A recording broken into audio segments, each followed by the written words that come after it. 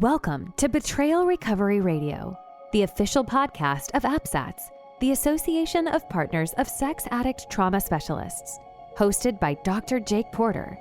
APSATS is a nonprofit organization providing professional training and compassionate support to partners affected by problematic sexual behavior and betrayal trauma. In each episode, Dr. Jake guides a conversation of enlightening insights and practical tools to empower those affected by sex addiction and betrayal trauma to use their voices and live their values. The mission of Betrayal Recovery Radio is to offer hope to those in need of healing and growth to those moving through grief. And now, here's your host, Dr. Jake Porter. Well, welcome to a new episode of Betrayal Recovery Radio. I'm your host, Dr. Jake Porter, and I am so glad you have joined us here for another episode of the official podcast of APSATS. Hey, we know that when you are walking through this process of journey and recovery from betrayal trauma and sexual addiction, there are lots of questions that come up. Questions about where do we start? How do we find help? What's a good disclosure? What do I do if I want to give my wife a disclosure, but she doesn't want to hear it? Or the other way around, what do I do if I need a disclosure and my partner doesn't want to give it? Or my addicted partner's not willing to participate in this process of recovery? Lots of questions about boundaries. What are they? How do you set them? Today, what we're going to do in this episode is I'm going to pull a conversation that I had with a wonderful friend of mine and another member of the APSATS community, Andrea Rogers.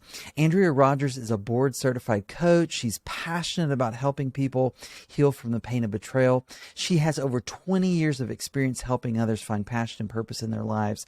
She is an APSATS certified partner coach, and she believes that we can go from hurt to healed and ultimately find freedom on our journeys toward wholeness.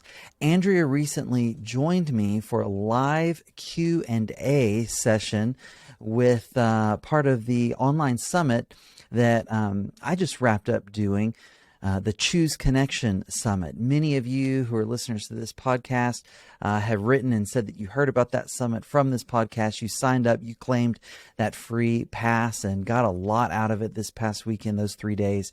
Well, this live Q&A was a part of it for those who supported the summit by buying a VIP pass, which actually helps us put it together and offer it for free to everyone else. So I'm going to make this available to all of you now because I think there's so much good, valuable information that come directly from questions from couples, men and women, both addicted partners and betrayed partners, who are just trying to find their way through this process of recovery and healing. So I hope you'll enjoy that conversation. I also just want to mention that even right now, as this podcast episode is being released, I have the privilege of teaching the IRCM training with Carol the Coach, which is sponsored by APSATS. IRCM stands for Early Recovery Couples Empathy Model. We've got about 35 individuals there taking that training. It's a great training. Be looking at the APSATS website for other trainings that you might want to be a part of. Religious leader training coming up, the multidimensional partner trauma model training coming up. Those will both be offered this summer. And so if you've never done a training with APSATS and you work with those who are affected by betrayal trauma, I would really encourage you to take a look at that and make that investment in those resources. If you like this conversation with Coach Andrea and me, I hope that you'll maybe consider finding out more about that whole summit. You can do so by going to chooseconnectionsummit.com, and you can learn more about how you could get access to the whole thing.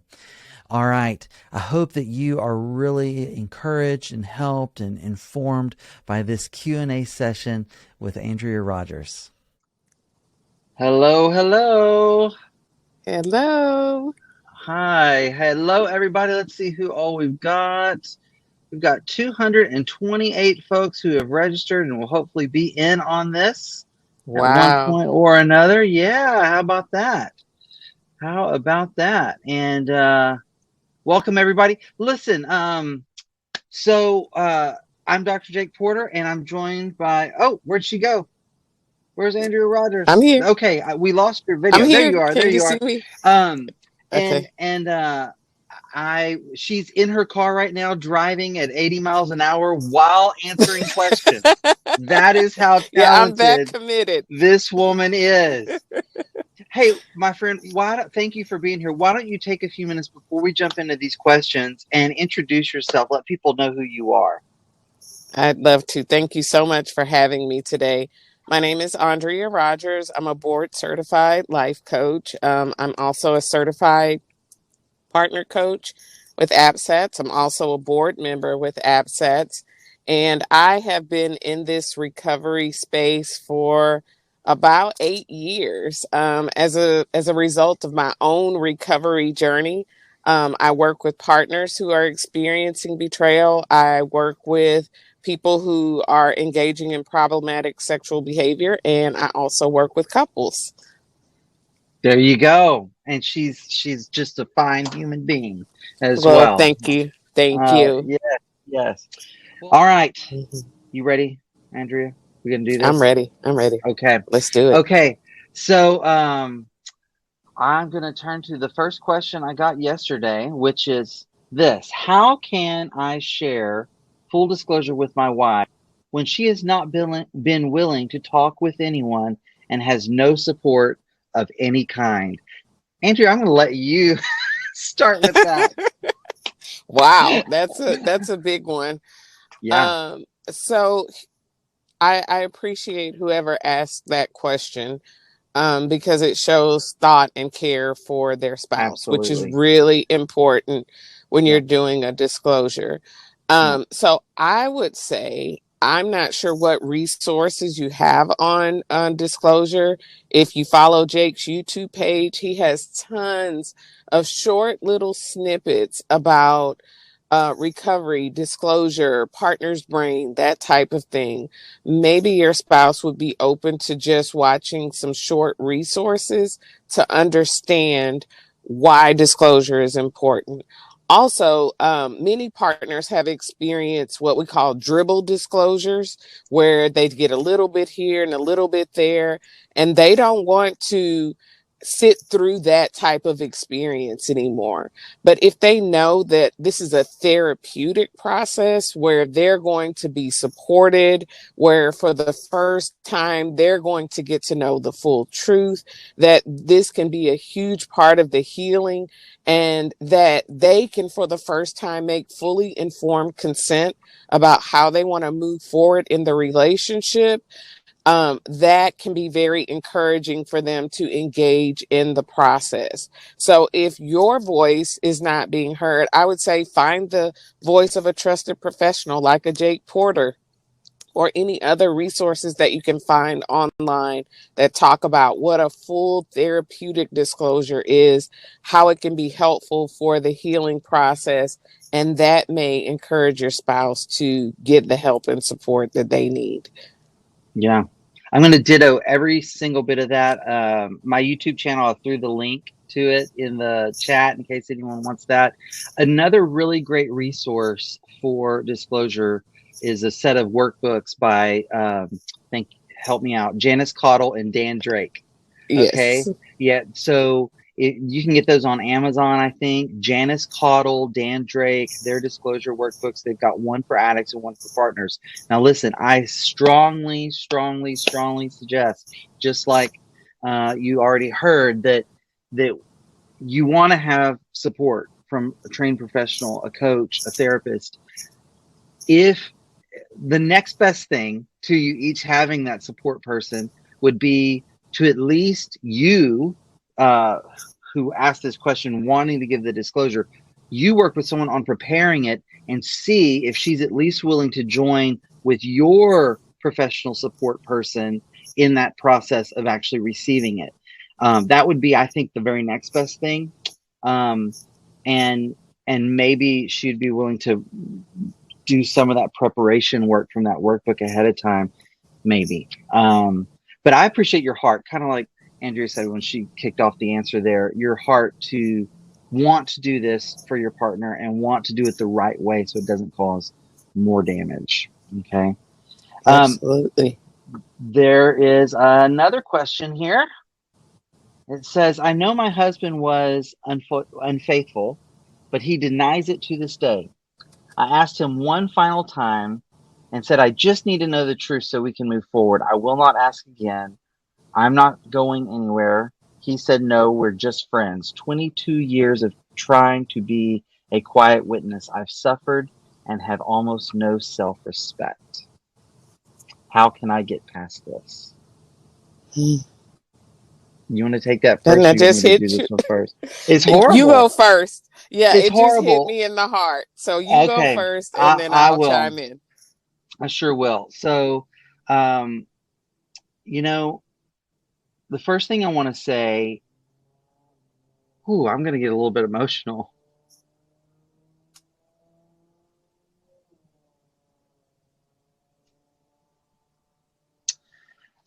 I want to say that I'm really sorry.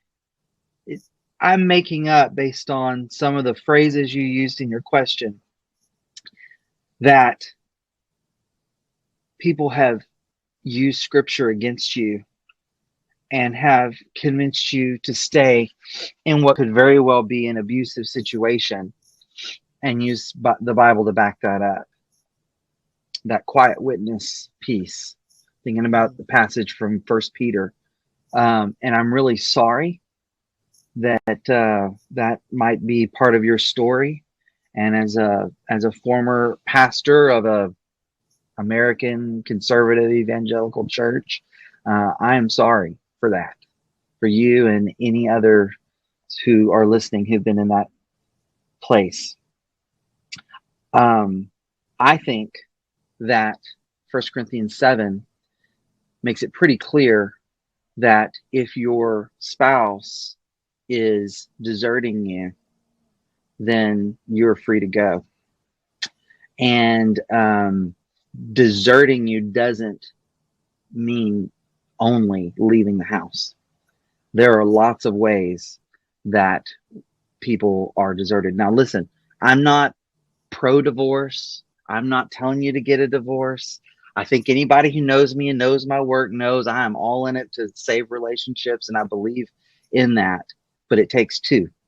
And what I hear is this guy's not willing to do even some very basic level matters of integrity and trustworthiness. And I believe that gives you that. Now the ball's back in your court, terrible as that is, but now you get to make a choice based on that. I'm going to stop there. Andrea, pick it up.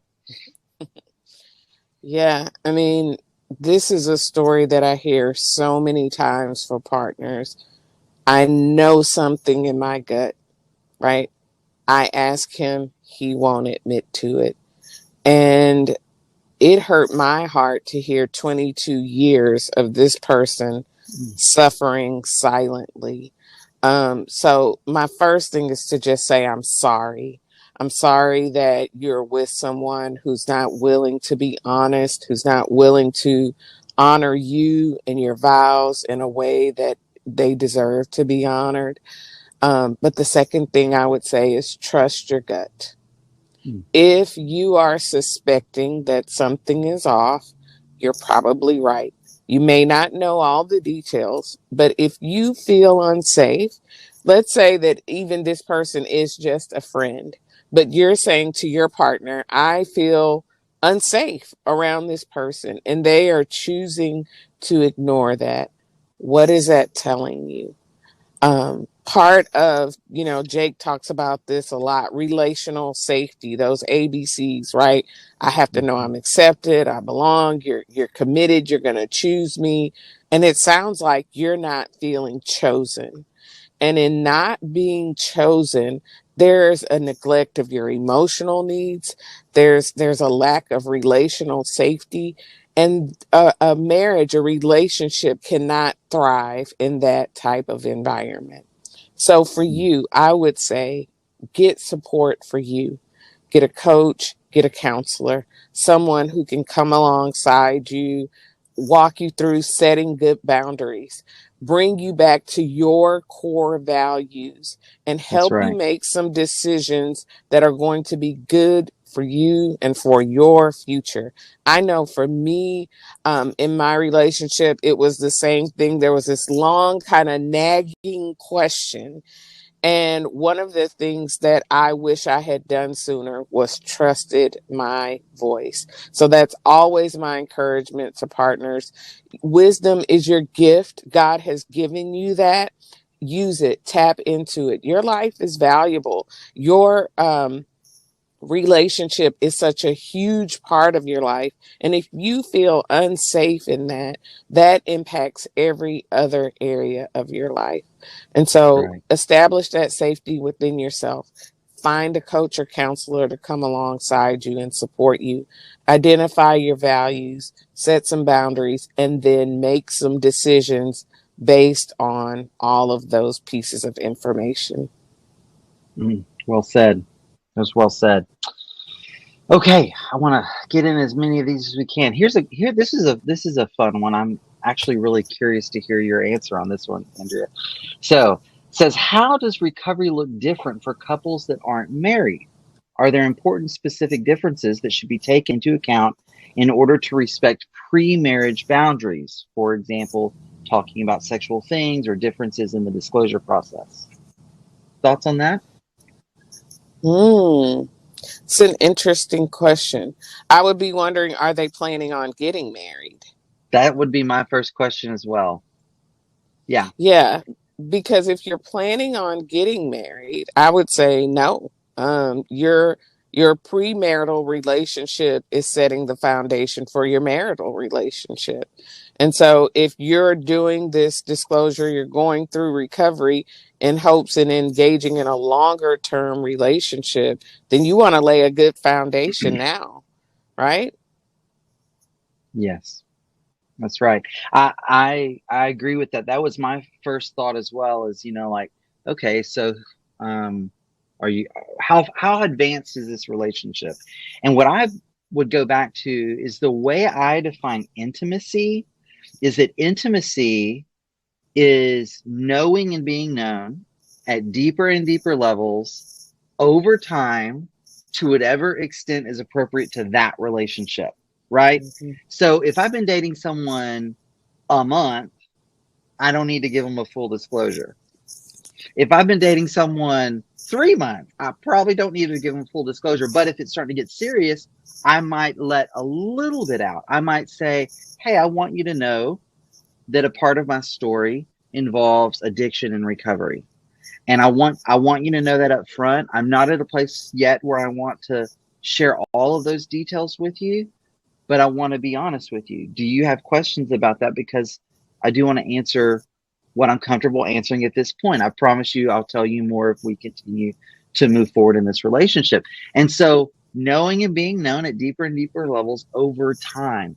Certainly by the point you get engaged, okay, if someone's committing to marrying you, then they have a right, I think, to know the whole story. That would be my thought on that. So Yeah, you all right. made me think Yeah. about that Brene Brown where she says that people have to earn the right to hear our story. Yes. Yes. So it's like, in the beginning, especially if you're just dating, some of those questions around pornography may come up.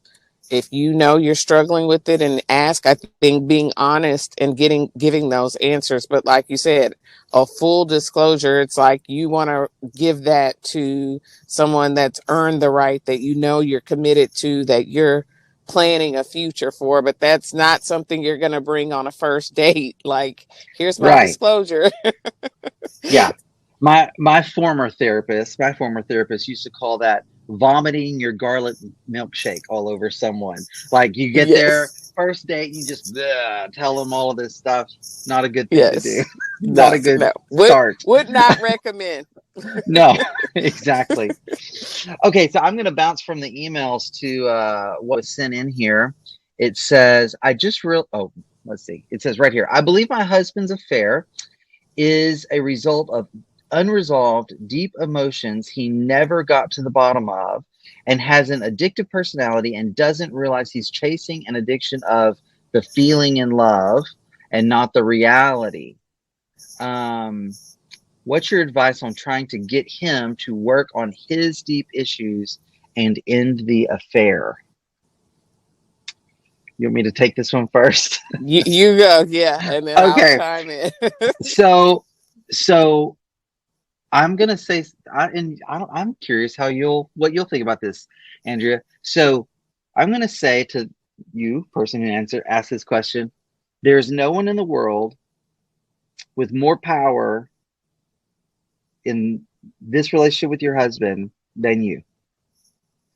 And if he is continuing actively in an affair, I'm not saying go file for divorce tomorrow. I'm not saying that at all.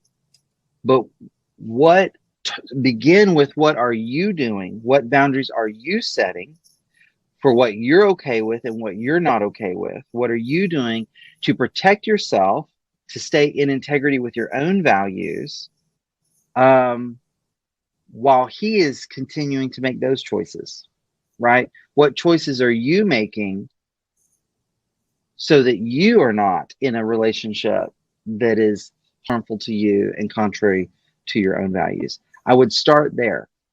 To take that one step further, that's what you can do. What you can't do is make him deal with his emotions or make him deal with his past.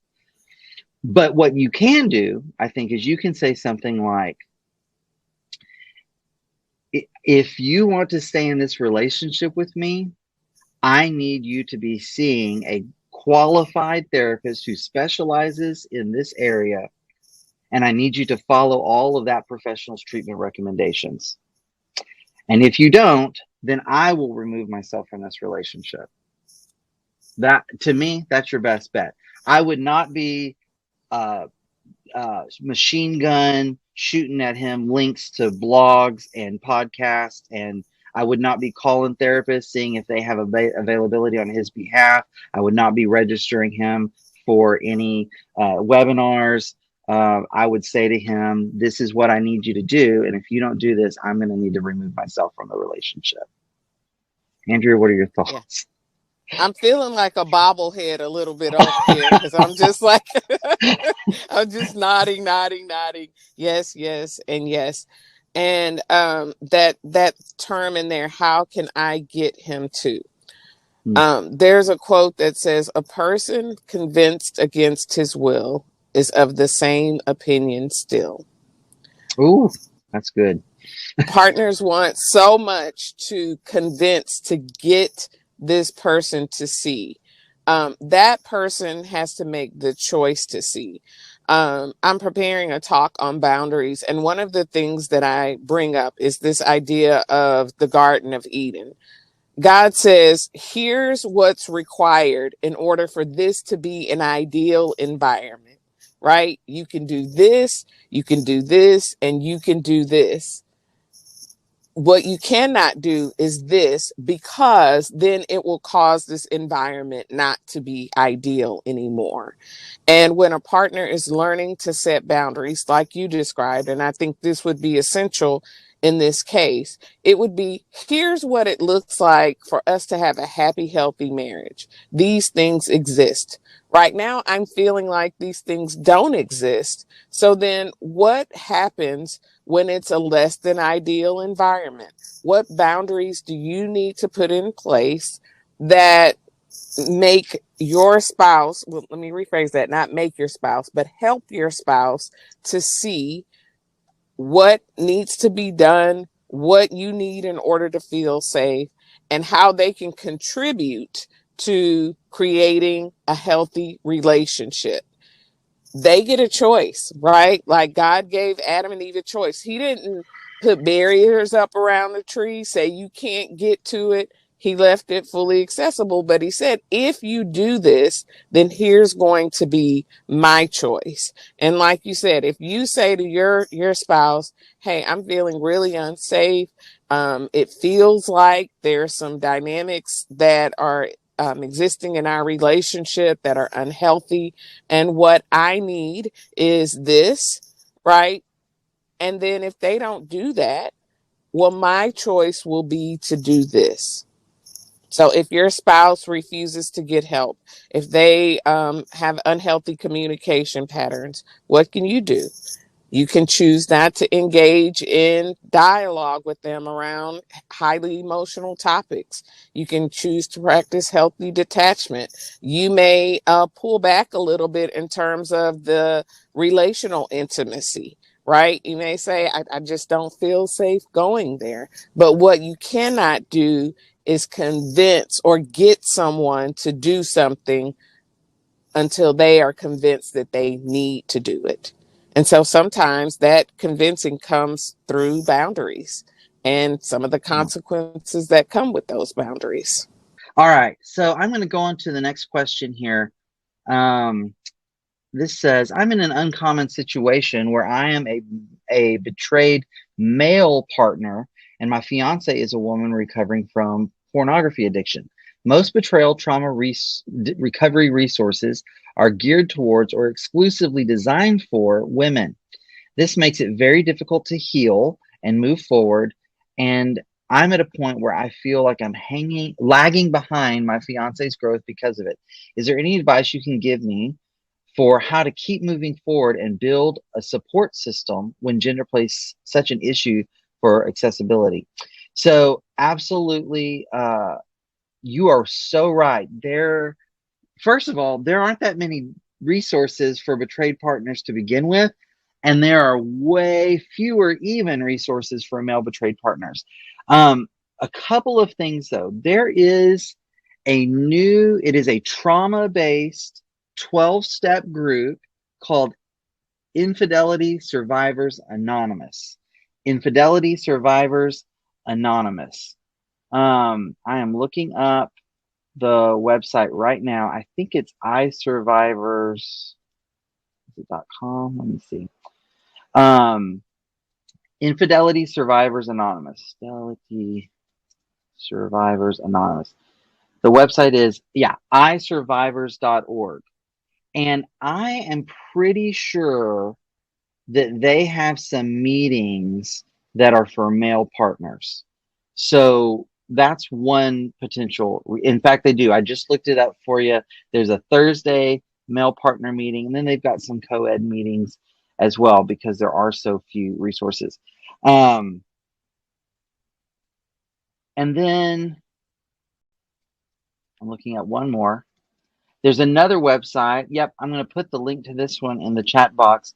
Male Partners of Female Sex Addicts.com. Stacy Sprout, who is a CSAT up in I think she's in the Seattle area. She's in the Pacific Northwest somewhere. She is putting this website together, and it's got a lot of resources for male partners. So I would say go to those two places. One other one that I would look at is Rob Weiss's free online community. I think it's sex and relationshiphealing.com. Just Google Rob Weiss.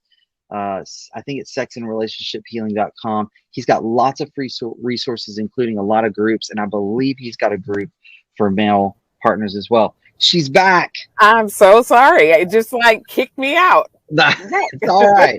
Glad you're back. I just addressed a question asking about resources for male betrayed partners. I pointed to some ISA groups that are for males. Stacy Sprout's website, Male Partners of Female Sex Addicts. And I think Rob Weiss's free online recovery community has some stuff. Do you know of anything else for male partners, Andrea? Yes. I think, and I hope I'm not misquoting, but I think Michelle Mays has a few things for male partners. Sybil, I can't say her last name.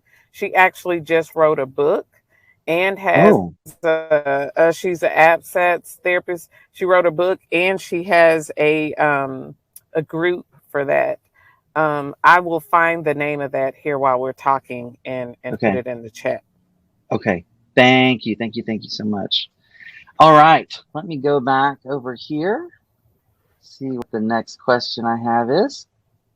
Okay. It says, how can the partner know or figure out for oneself what disclosure questions a betrayed partner should ask. How do they figure out for themselves what they actually want to know and don't know? Oh, That's the uh, juicy one. that's a good one. That's a really good one. And are you still searching for that? Because I'll start if you are. Yeah, go ahead. Okay, I'll start this one. So I would say, first of all, if you are able, if you've got the resources to work with someone like Andrea, work with a trained coach or APSATS trained therapist, I would start there because they've got not just the training, but the experience of having gone through this process with people many times. There's a lot that we learn by doing, right? And learning, oh, this is a good question. That's a good question. So if you can get support in that way, do it. The next best thing would be something like Janice Caudle and Dan Drake's disclosure prep workbook for partners. They're going to have resources inside that workbook about questions. But here's what it comes down to for me. It is, you want to ask questions that are going to lead you to a place of rebuilding confidence in your own intuition. I want you to think about, that night he said, oh my goodness, that meeting went late and it just felt different to you than all the other times he had said that. There was just something in your gut that said that was off. Or that vacation, you went out and you said you were just going to go for a walk and drive around town for a little bit that afternoon. And you came back and I just felt like something was off. Did you act out during those questions where your mind remembers that your gut was saying, mm-mm, mm-mm? Those are the times to ask about. Because to me, one of the healing functions of a good disclosure process is you reestablishing trust in your own intuition. After being gaslit, after having your reality warped and bended all around you, you deserve to have that experience of going, oh, I was right. Oh, I knew it. So there's some of my input. Andrew, what do you think? Yeah, I would agree with that. Having a guide, a disclosure guide, is so helpful in this case because that person can help you think through questions that may not even come to your mind. Sometimes when I talk to partners, I say, have you ever questioned this? Have you ever thought about this? And they're like, yeah, but you've gotten so used to dismissing your own voice, like you said, Jake, that you don't even think to include those kinds of questions. So what do you want to know? First, things that have been nagging at you. Every partner has a list of questions that they're like, I thought that, but he said this, that sounded strange. And coming back to those questions first. And then some of the other ones that you may not be able to think of, your disclosure guide, the person that you're working with can help you come up with those. Dan and Janice's book can help you come up with those. And then in terms of what not to ask. So Dr. Sherry Keffer, who's one of the speakers here this weekend, always says there's no bleach for the brain. Oh, So that's so good. it is good because as you get into every detail that you learn, you will have to process and work through. So ask yourself, am I wanting to know, is this going to help me heal in some way? Is this going to fill in a gap? Like I described disclosure as putting together a puzzle, right? Is this going to fit nicely into this puzzle? Or is this going to be a detail that doesn't really help me get a better picture, but just drills down into all the thousands of questions that my mind had? So being wise with your questions, feeling safe to ask the right questions, but also using wisdom not to ask too many questions that give you too much detail that you will not be able to forget. Yeah, good. Well said. Well said. Okay. Here's another question that was emailed in. It's a little longer, but I'm going to read it because I think it's important. This is a great question. My husband and I enjoyed the talk with Wendell yesterday. We are definitely in that roller coaster of early recovery connection. My husband has tried to be vulnerable with me about things from his childhood that were traumatic and led to his addiction. While I want to be compassionate and loving to build trust, I find that I end up getting triggered myself about my own childhood trauma and resentful to him because in some ways his childhood was so much better and more stable than mine as I currently understand it. How can I balance this and learn to be compassionate to him and remind myself that someone suffering with a broken toe is still suffering even when you have a broken leg? This seems to be a continued challenge for me in many ways of comparing my trauma with others' trauma. I struggle to connect with betrayed spouses and groups well because their experiences are usually worse than mine. So I feel like I don't deserve to be upset when listening to them. I don't know why my mind works this way, but it is a double-edged sword for me. You want to take that one first, Andrea? Yeah, I just have so much compassion for this partner because it sounds like part of your childhood trauma may be that you weren't allowed to process your grief or your pain, right? Sounds like it may have been minimized or even dismissed. And that's something we learn how to do when people around us don't validate us, when they don't attune to our pain and our grief, or even if they're not available, right? Like, let's say you have a single mom who's just at work all the time and can't be there. And so you learn these patterns of behavior that don't allow for self compassion, which is where you give yourself permission to feel your grief and your pain, and understanding that there's no comparison in suffering. And so I don't know if this person has a coach or a therapist, but that would be where I would start, is being able to have compassion for yourself first. It's hard to do that for someone else if you can't do that for yourself. So if you're constantly minimizing your own experience, well, mine isn't as important as theirs, then of course it's going to be difficult for you to hold space for someone else. And in that early couple stage, that is so common. You want so bad to come together and be connected, but understanding you have to learn those skills. You have to learn how to listen well to each other, to practice empathy, to validate each other. And that's something that takes time. So in early couples work, that's not something that people do automatically. It's a process to get there. That's right. That's right. And in fact, as Andrea was mentioning self-compassion, I was putting in the chat box a link to self-compassion.org. That's the website for Kristen Neff.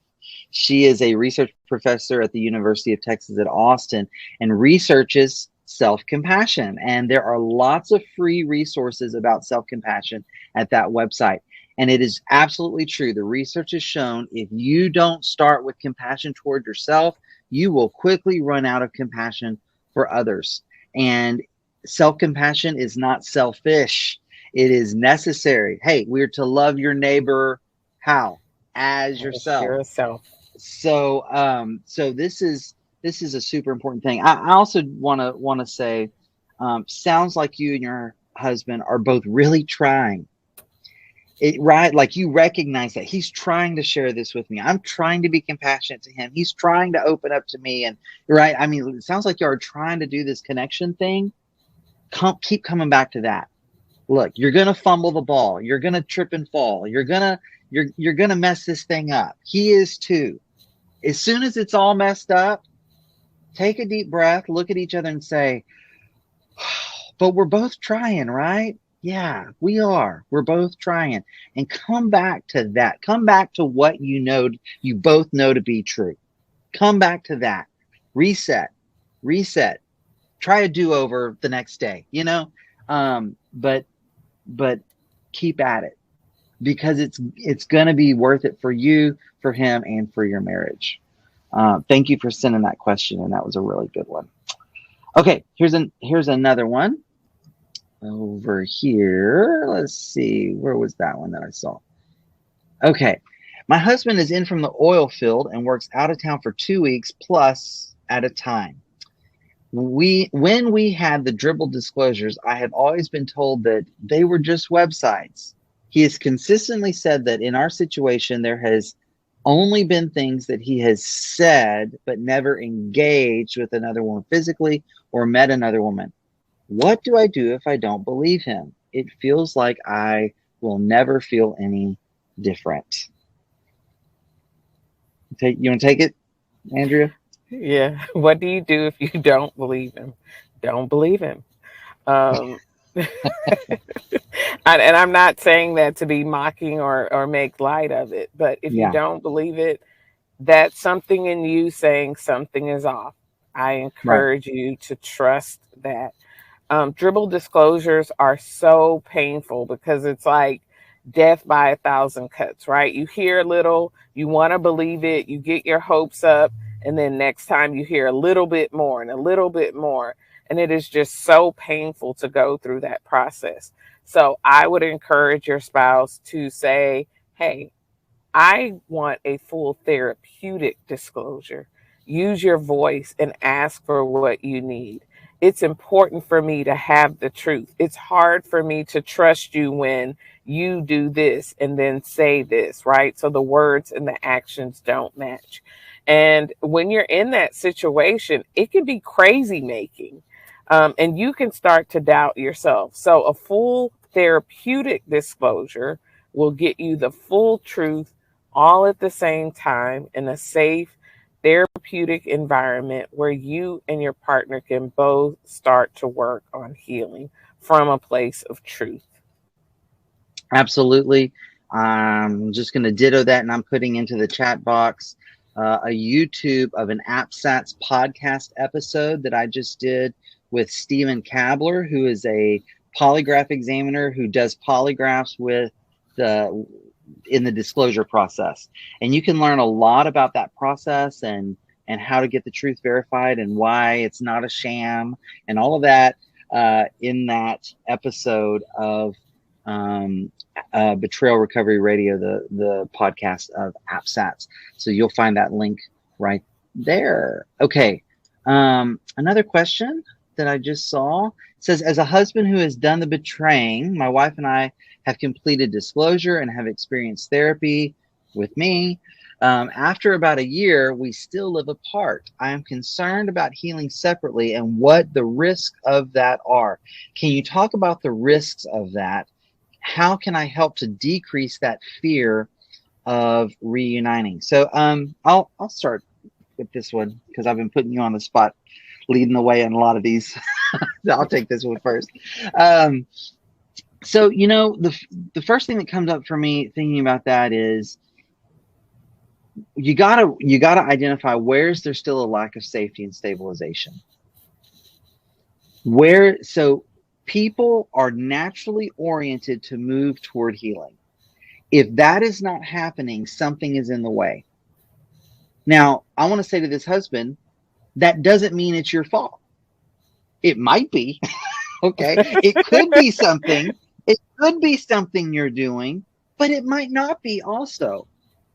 Either way, the best thing you can do is approach it from a place of compassion and understanding if we're not moving forward toward that post-traumatic growth and revisioning the relationship, there's still a lack of safety and stabilization somewhere. What is it? And how can that be shored up? You know, so again, it could be something you're doing or not doing. It may not. It could be that your partner needs some additional trauma work. It could be that your partner needs some more information. You know, sometimes information is really helpful. Was there something from the disclosure that kind of got stuck in there and is still very raw? So that's the first thing I would say. The second thing I would say is this. I try to tell couples, don't look at reuniting after a separation as an off-on switch, like it's an all nothing, 0 or 1, you know, we're together or we're apart. You can titrate this thing. So titration is like working your way into it. And validate this is scary for her. But rather than moving all your stuff in right away, can you start with, weekends, or maybe even one weekend a month, or shoot, maybe it's one night a month. I don't know. Maybe it's one night a month, you're in the same house, but still in a different room. But can you slice it thinner?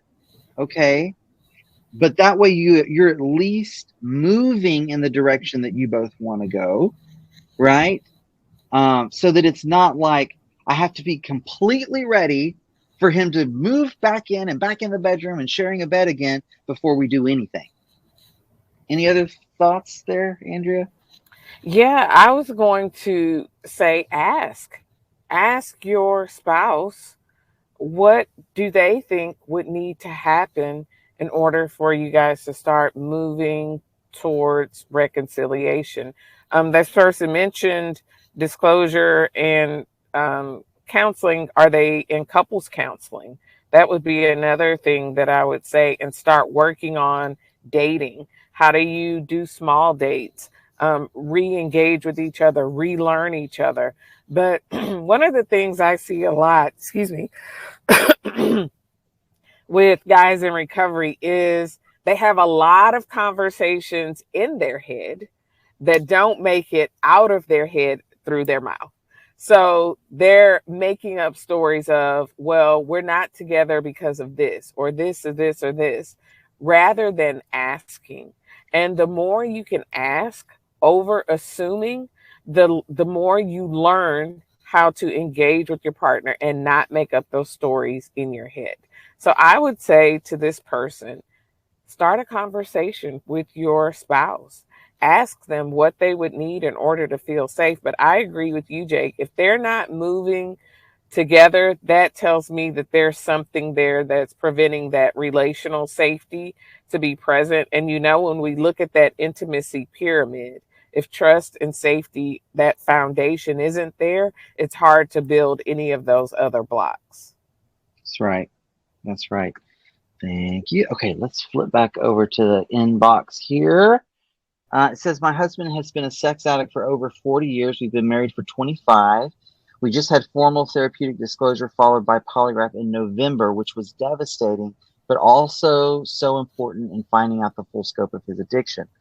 Subsequent to that, I had a million questions, and although he answered all of them, he was withholding some information around an affair, and it took almost 2 months to get the full truth.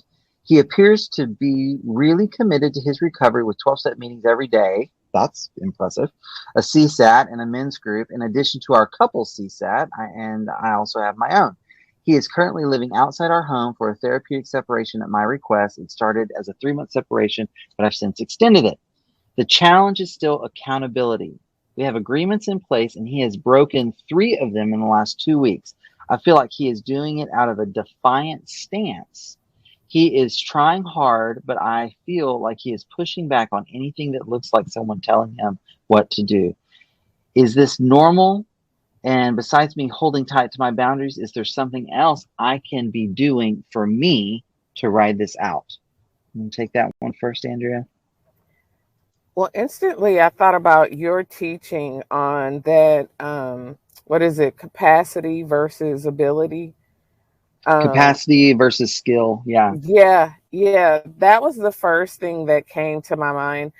The second thing was, I heard you say he's doing a lot of recovery work. I'm wondering what changes you're seeing as a result of that work, because I feel like recovery can become its own addiction, right? I'm in all my meetings, I'm going to all my sessions, I'm doing all of this, but I'm checking boxes, but there's no fruit from this work. So I'm curious if this partner is seeing actual fruit and this is the only thing that's nagging, or is there a lot of work being done, but maybe not a lot of fruit being produced from that work.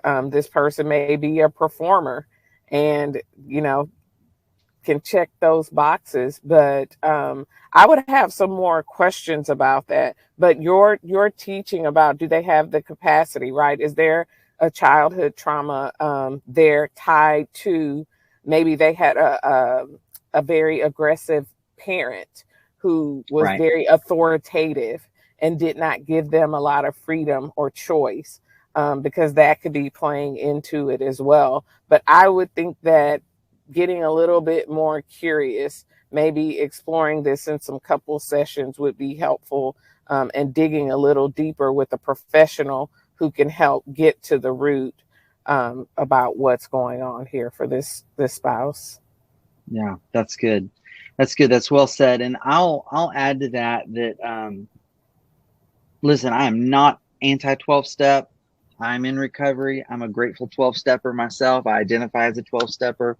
And the 12 steps can sometimes be implemented in a way, some of those traditional recovery models that are 12-step focused can be implemented in such a way that it doesn't really help the relationship and can actually come between the relationship. And here's how I explain this. So a little mini teaching here. So imagine that there are 3 levels of relational health. Okay. Level one is really unhealth. It's I exist to take care of you, or you exist to take care of me. And maybe we swap out on that, but it's never truly mutual, right? It's what in the old days people would have called codependence. And I want to stay away from that word, but it's very much about like, one person is just almost an extension of the other, if that makes sense. Well, that's not good. That's not healthy. And a lot of addicts, even if they're partners, and this is why I don't want to call it codependence, because their partners may not be in that mindset or realize that's what's going on. They think they're just being good, loving partners. But the addict's view non-consciously is, well, that person exists to take care of me because I'm the center of the world, right? Or it really can be the other way around. My only value is in being there for other people and performing for other people. Regardless, that's really unhealthy. The level 2 relationships say, hey, I'm responsible for me and you're responsible for you. And that is true, number 1. And getting to level 2, if you lived in level 1, it feels a whole lot better than level 1. And you can make it sound really nice and like a Hallmark card, right? Like, I take care of me for you, you take care of you for me. And that's great. And 12-step is good at getting people there. But there's another level. Level 3 is I can take care of myself and my partner at the same time. I can look for solutions that are win-win-wins. Win for me, win for my partner, win for the marriage, win for the relationship.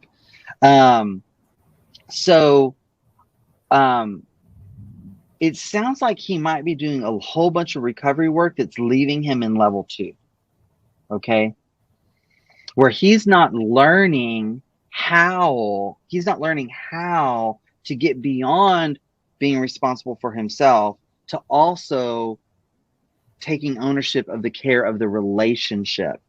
So I would say, and I don't know who your couple CSAT is, and maybe they're doing great work, and don't even tell me, I don't want to know. But I would say if they don't understand, if your couples therapist doesn't understand this more couple-centered approach, if they're trying to fit your relationship into a level 2 relationship, okay, and that's not what you want for your relationship, find a different therapist or coach who's going to help y'all get to level 3. And Andrea does that. She works with couples. She's done some couples training with me on working with couples. There's also ERCEM, ERCEM, which is Carol the coach, and I help teach it with her training on working with couples in recovery. Find support that shares the vision you have for your relationship. So that was a lot. Play it back in the webinar so you can really get that. And maybe you need to re-interview your couple's support person to see if they're helping you get where you want to go. All right. There's a note that just got put. I would recommend James and Sharon from day one for this couple to listen to together. I'm 5 years sober and see many areas they talked about that could help this guy. So there's a good Good promo for our friends James and Sharon. They are on day one. That you still have access to. Well, you guys will have access to that forever. Okay, here's one that just came in. Might be our last one here. It says, I can relate to the last question. I am the addict currently in therapeutic separation, and the struggle for me is I feel I am being accountable, but it has been 2.5 years since discovery. There is a lot of areas of accountability, and I, during this separation, have violated a couple of things, and that becomes the focus. And my feeling is she wants perfection. Any feedback would be appreciated. Take it away, Andrea. Oh boy, I literally just had this conversation yesterday. I think so many guys feel this in recovery. And partners can be hyper vigilant, right? They've been gaslit, they've been manipulated, they've been deceived. And so it's like, no, I don't trust that. This violated a couple of things. I'm curious what those couple of things would be. Number one, because it's the little things that make a big difference. When you can keep your word in the little things with your partner, it helps you to build trust in the big things. So in violating those things, have you taken responsibility for them, or have you been defensive? Have you been able to have empathy for your partner if this triggered her during the separation? Have you made a concerted effort to not do that again? So I would say that number one, check in with your partner. These things that you're violating, are they creating that sense of not being safe for her? That's what it sounds like. And then number two, let's say this is right. Let's say she is wanting perfection. What happens? Partners are like, nope, I settled for this, that, and the other. I'm not doing it again. He has to get it all right. This is where couples counseling or coaching can be very helpful to help point out this relationship dynamic between the two of you that may be going on. Absolutely. Yep. I back that up. Ditto all that. Often it's less about the violation, the couple of violations, and more about what do you do when there is a violation? Are you handling it differently? When she comes and she blows up, what do you do then? Do you show up as the guy in recovery, the guy in integrity, or do you say, oh my gosh, I've done all of this stuff and I messed up here and now you're going to focus on it? Because that's not going to get you what you want. So, and trying to understand that it can feel like a power differential, right? Where her expectations are so high and like she's just looking down on you down there and you've got to jump through all these hoops. It can feel that way, and I'm not saying no betrayed partner can ever go there. Someone could go there as a way of coping. And that's not helpful and it's not right. And it's not going to ultimately get anybody what they want. But often it's not about jumping through hoops or perfection. It's about, will you demonstrate to me that I can trust making myself vulnerable with you again? And I put in the chat box there a link.